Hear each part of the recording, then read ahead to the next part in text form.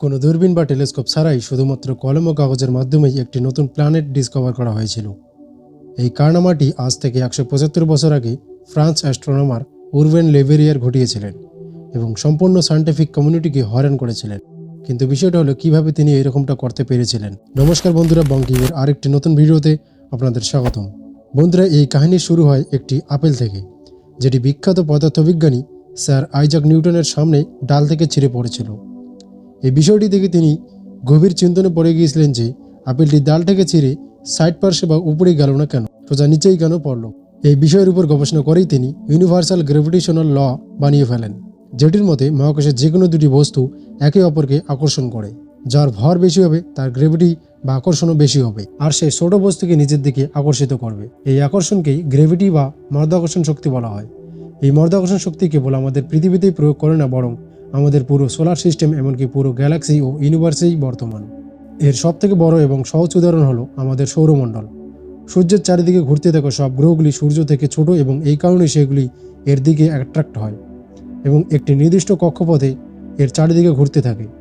আমাদের চাঁদও এই গ্র্যাভিটেশনাল ল এর কারণে পৃথিবীর চারিদিকে ঘুরতে থাকে। পৃথিবী চাঁদের থেকে বহুগুণে বড়, তাই সে চাঁদকে নিজের দিকে আকর্ষিত করে। অন্যদিকে চাঁদ নিঃসন্দেহে অনেক ছোট হলেও কিছু না কিছু গ্র্যাভিটি তারও রয়েছে। চাঁদের গ্র্যাভিটি এতটাও শক্তিশালী নয় যে পৃথিবীকে নিজের কক্ষপথ বা অরবিট থেকে সরাতে পারে, কিন্তু সে সমুদ্রের জলকে নিজের দিকে আকর্ষণ করে, যে কারণে সমুদ্রে ঢেউ সৃষ্টি হয়। যদি 1 মিনিটের জন্য এটা ভাবা হয় যে চাঁদ আমাদের পৃথিবীর চারদিকে ঘুরছে না, বরং শুধু থেমেই রয়েছে, তাহলে জানেন কি হবে? কিছু মিনিটের মধ্যেই চাঁদ আমাদের পৃথিবীতে এসে ধাক্কা দিবে। হ্যাঁ, যেখানে পৃথিবীর গ্র্যাভিটি চাঁদকে নিজের দিকে আকর্ষণ করে, সেখানে সে চারিদিকে অরবিট করার কারণে একটি ফোর্স তৈরি হয়, যেটি থেকে বাইরের দিকে ঠেলে দেয়। এই ফোর্সকে সেন্ট্রিফিউগাল ফোর্স বলা হয়। চাঁদের সেন্ট্রিফিউগাল ফোর্স এবং পৃথিবীর গ্র্যাভিটি দুটি সমান হওয়ার কারণে চাঁদ নিজের ফিক্সড অরবিটে ঘুরতে থাকে। এইভাবেই সমস্ত গ্রহগুলি সূর্যের চারিদিকে অরবিট করে। নিউটনের এই গ্র্যাভিটেশনাল ল নিয়ে অনেক এক্সপেরিমেন্ট ও রিসার্চ হয় এবং এটা প্রমাণিত হয় যে আমাদের পুরো দুনিয়া এই নিয়মেই নির্ভরশীল। এখানে কথা বলা হচ্ছে সাল 1845-এর সময়, যখন আমাদের সোলার সিস্টেমের সর্বশেষ গ্রহ ছিল ইউরেনাস। আমাদের পৃথিবী থেকে 4 গুণ বড় এই গ্রহ কিছু বছর আগেই 1781 সালে একটি টেলিস্কোপের মাধ্যমে খোঁজা হয়েছিল। কিন্তু এই গ্রহের কক্ষপথে একটি অদ্ভুত গড়বড় লক্ষ্য করা হয়। গড়বড় এটাই ছিল যে সে নিউটনের মাধ্যাকর্ষণ শক্তির সম্পূর্ণ পালন করছিল না। এটি নিজের কক্ষপথে একটি নির্দিষ্ট জায়গায় এসে নিজে থেকে এদিক ওদিক হচ্ছিল।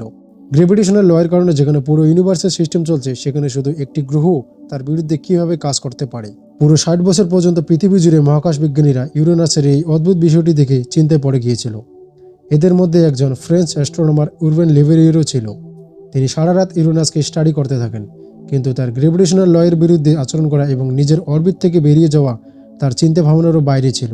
লিভেরিয়ারের মতে এরকম শুধু একটি শর্তেই হতে পারে, যেখানে ইউরেনাস নিজের অরবিট থেকে বেরিয়ে উপর নিচ করতে থাকে, সেখানে তার নিকট কোনো বিশালাকার বস্তু বা গ্রহ রয়েছে।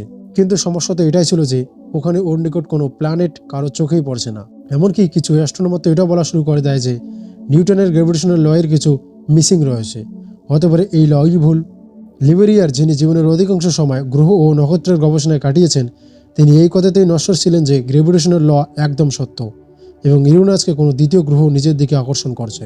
1846 সালের 23শে সেপ্টেম্বর রাত্রে প্রতিবারের মতো আকাশের দিকে তাকিয়ে গভীর চিন্তনে ডুবেছিলেন। সেই সময় তিনি একটি কাগজ ও কলম নেন এবং লম্বা চওড়া ম্যাথমেটিক্যাল ক্যালকুলেশনে মগ্ন হয়ে পড়েন। যখন ক্যালকুলেশনের রেজাল্ট আসে, তখন তিনি ইউরেনাসের পাশে একটি পিন পয়েন্ট চিহ্ন করেন। তার মতে এই পয়েন্টে নিশ্চয়ই কোনো অন্য গ্রহ ইউরেনাসের নিকট রয়েছে। শুধু তার পজিশন নয়, বরং লিভেরিয়ার তার ম্যাস পর্যন্ত ক্যালকুলেট করে নেন এবং এই সিদ্ধান্তে আসেন যে এই গুপ্ত বা অদৃশ্য গ্রহের ম্যাস বা ভর ইউরেনাসের মতোই।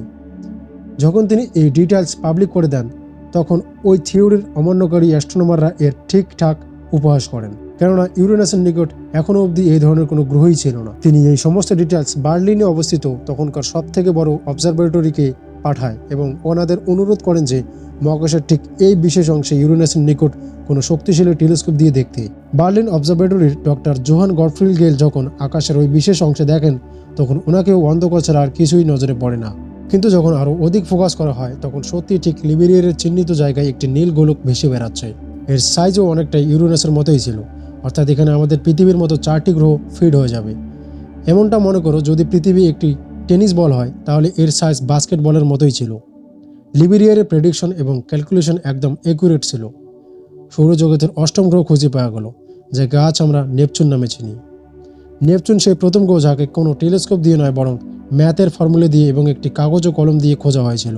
এই গ্রহ লিবেরিয়ারের পূর্বে বিশ্ববিখ্যাত মহাকাশ বিজ্ঞানী এবং দূরবীন বা টেলিস্কোপের ইনভেন্টর গ্যালিলিও দেখেছিল, কিন্তু গ্যালিলিও সবসময় একে একটি নক্ষত্র বা স্টার মনে করতেন। তিনি তার অনেক ড্রয়িংসে একে ড্রও করেছিলেন, কিন্তু শুধু একটি স্টার হিসাবে, কোনো গ্রহ বা উপগ্রহ হিসেবে নয়। এই কারণে একে ডিসকভার করার সমস্ত ক্রেডিট গ্যালিলিওর জায়গায় লিবেরিয়ারকে দেওয়া হয়। ক্রেডিট তো এনাকে নিঃসন্দেহে দেওয়া হয়েছিল, কিন্তু তিনি সবসময় চেয়েছিলেন এই গ্রহের নামও ওনার নিজের নাম লিবেরিয়ারের সঙ্গে যুক্ত করা হোক। কিন্তু ওই সময় প্ল্যানেট ও স্টারের নাম সবসময় দেবতাদের নামে রাখা হতো।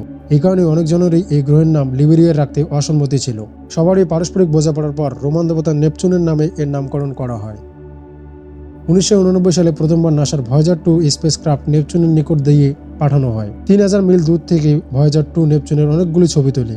এটি আমাদের সোলার সিস্টেমের সবথেকে দূরে এবং সর্বশেষ গ্রহ। এমনটা মনে করা হয়, যদি পৃথিবী থেকে সূর্যের দূরত্ব 1 অ্যাস্ট্রোনমিক্যাল ইউনিট হয়, তাহলে নেপচুন সূর্য থেকে 30 অ্যাস্ট্রোনমিক্যাল ইউনিট দূরে রয়েছে। সূর্য থেকে এত দূরে থাকার কারণেই এখানকার টেম্পারেচার -190°C থাকে। নাসার মতে এটি বরফের অনেক বড় একটি জায়ান্ট, যেখানে সবসময় তুফান চলতে থাকে, এমন তুফান যার স্পিড 2000 কিলোমিটার পার হওয়ার পর্যন্ত পৌঁছে যায়। মনে রাখতে হবে, পৃথিবীর সবথেকে গতিময় তুফানের স্পিড 407 কিলোমিটার পার হওয়ার পর্যন্ত রেকর্ড করা হয়েছিল।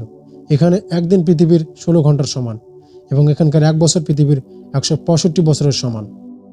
লিবেরিয়া, যিনি শুধু অঙ্কের ফর্মুলা দিয়ে এই গ্রহকে খুঁজেছিলেন, তিনি আজ বেঁচে তো নই, কিন্তু প্যারিসে এনার কবরের উপর নেপচুনের এই মডেল এনার কৃতিত্বকে সবসময় মনে করিয়ে দেবে।